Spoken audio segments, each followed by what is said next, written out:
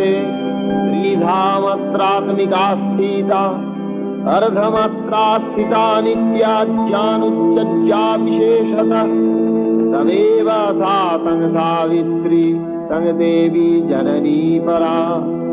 तयैव धर्यते सर्वं तयैतत्सृज्यते जगत् तयैतत्पल्लते देवी समक्ष्यन्ते च सर्वदा